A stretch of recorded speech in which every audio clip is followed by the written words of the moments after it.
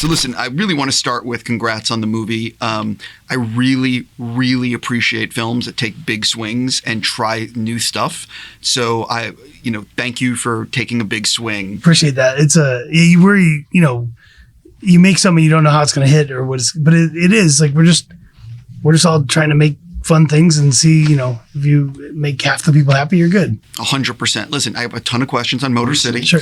But one of my all-time favorite, I normally save this to the end, but because of what you're working on, I have to start with it. One of my all-time favorite films is The Goonies. Mm-hmm. And I need to know, how did you land working on the script? This one is one I can't really say anything on. My answer really is we can't talk about Fight Club kind of thing. So, that one, it's kind of got a, I'm very excited. But I don't even want to know, obviously you can't talk about what it's about, but I'm just curious, what is it like? Because I'm sure 1,000 people went in to pitch on it.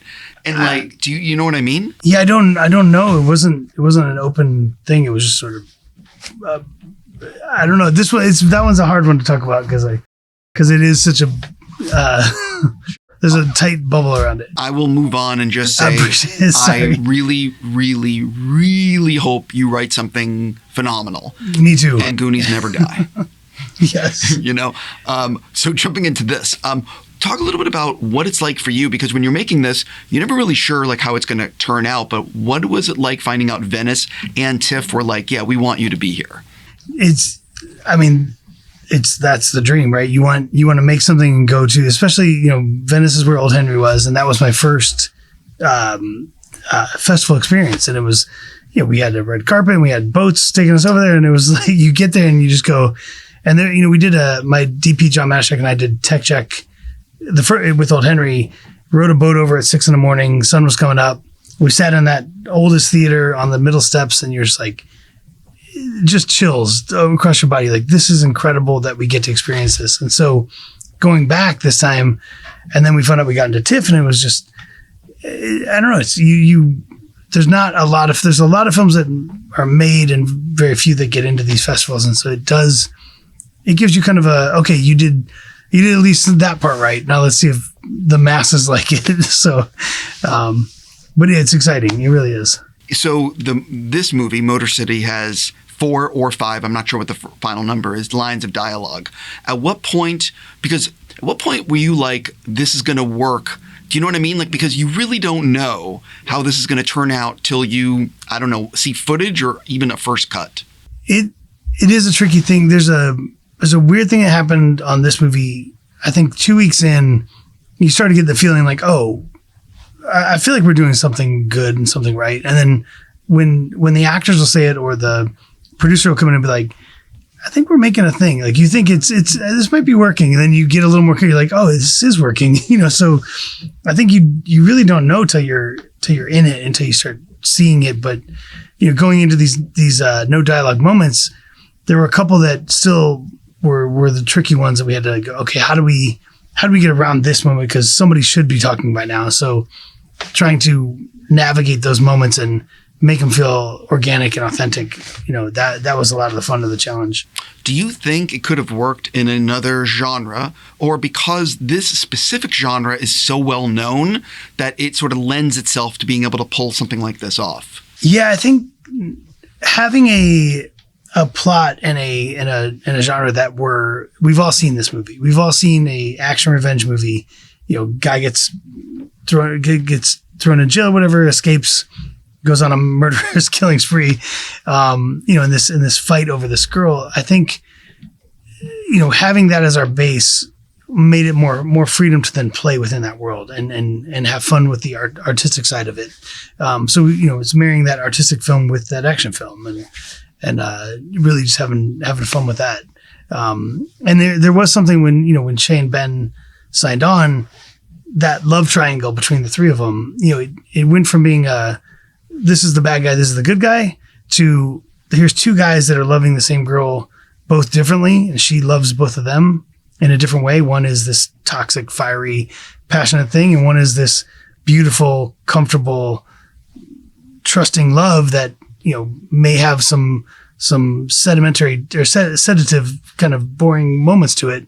So, but they're both real, and these guys just love her to death. And that part of it, I think, lent towards the artistic side where, the action and the violence led itself to that sort of plot we've all seen, but trying to find a different way to do that and show it was really fun. I would imagine the edit of this one was a particular challenge because the sound mix is even more important than anything else you've worked on. So talk a little bit about like the putting it together and figuring out like the songs, because the songs also power a number of scenes. Yeah, it was the editor, Joe Galdo. We had interviewed a bunch of people, and he got it from the first conversation we had. And so he was starting to put it together while we were still shooting, and he would send me clips and stuff, but it was hard to watch them without, a full sound designer, but then when we sat together, it was so much fun because, he would put a scene together and we'd work on that, and then we'd drop in like the chain for the arrest scene, and this sort of magic happened where there were breaks in the song or turns of tempo and stuff, and it would happen on the right moment in the movie. And you're just like, why does this fit so perfectly? And so those were some really happy accidents and a lot of, testing 200 songs to see what fits the best. But then there were songs like Moody Blues, Nights of White Satin, that from the beginning, that was the song. And that was the song we designed, DP John Matashek and I designed every single shot down to the second. Here's what we're going to see for this moment of this part of the song, and how the breakout would escalate. And I think by putting the whole song in there, by the time it gets to that crescendo, you're in it and you're feeling it, and you're like, you've been on that ride the whole time. So it was really fun to play with. It was either a music-driven scene, score-driven, or sound design-driven. That was sort of the rules of going forward. Did you have a much longer first cut? Did you end up with a lot of deleted scenes? We did. So first question, I think the first one was 9 minutes longer than we have now. Oh, so that's not terrible. Not terrible. No, we really had a pretty concise edit, and we screened it for the producers, and one of the producers brought me outside. He's like, if you could take 9 minutes out of this movie, it's going to be a hit. And I was like, 9 minutes? There's no way. And then once we got in, though, it just sort of, we found those moments and really just made it concise. So now you come in and you watch it and you go on this ride and you leave, and I feel like you want more, but it's, I'm a little biased, but it's, there's one scene that we had to take out of the movie. It's with Shay and Ben, and it's so brutal and so it's with them, and it's this bedroom scene, and it's just abusive and brutal. And when we did a test screening with it in, the audience no longer, for Ben's character wasn't redeemable in any way. You didn't think he loved her, and you didn't know why she was with him. So you stopped liking him, and you really didn't like her. And we take the scene out and we show it again, and everyone was fine. So it was weird. It was like I know what sequence. I know the area that probably that scene came out of. But it was a separate scene from the one in the bedroom already. It was a whole different scene. It was just another version of that, and it was like. Was it so both scenes? The one that's already in the movie. It was both of those scenes were in the movie together. And so it was like it was too much, and because that scene's already brutal when he's holding her down, and that's hard. And this one was worse. So when Shay and Ben saw it, they were like, "Oh, you took that scene out." And then the scene when we watched it on set, we were sitting there behind the monitor, and DP and I, Matashek and I, we were sitting there, and it was like we yelled, we said cut, and nobody said anything. Everybody was just stunned, and we were just like, that might have been the greatest acting we've ever seen in our lives, but unfortunately, it's not in the movie. But Shay and Ben, I promise them I'm going to show it to them one of these days. Yeah, I mean, I one of the things I'm going to talk to the two of them about is actually filming, because there is already a very intense scene in the movie. Yep. To begin, you know what I mean, outside of even one that's further. Yep. No, very much. They'll enjoy talking about it for sure when you ask them. So, I have to, of course, talk about Alan and talk a little bit about what it was like finding out that he wanted to be a part of it, because he's now a draw, especially after Reacher. Yep. And what was he like to work with and craft action with? Yeah, Alan's a force in acting and in stunts and in just a lover of film. I mean, he comes at it. He's also a producer on the movie, so he came into the whole thing just wanting to be a part of everything, wanting to just be involved all the way through. And it was a great partner and a great collaborator.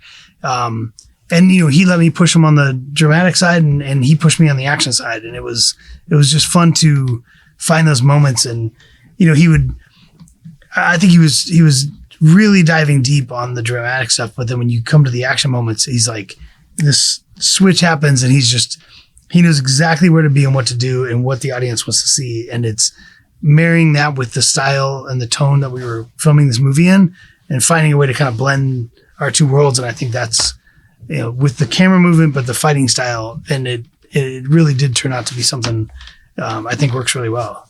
Do you know what you're doing next? I don't. I have a couple things besides the script you're working on. Right. I don't. There's a couple things I'm looking at, but I'm kind of seeing what's out there. Totally. And this is for sale still, or? We have a few foreign territories sold, but domestic is still open. So we're hoping we land with somebody that can put it in theaters and let it be seen the way it needs to be seen. No, it's definitely a theater movie. Yeah. I got to stop. I'm just going to say congrats. And again, I applaud you for taking a big swing with this. I appreciate that. I really do. Good luck with the rest of your speed day. Thank you.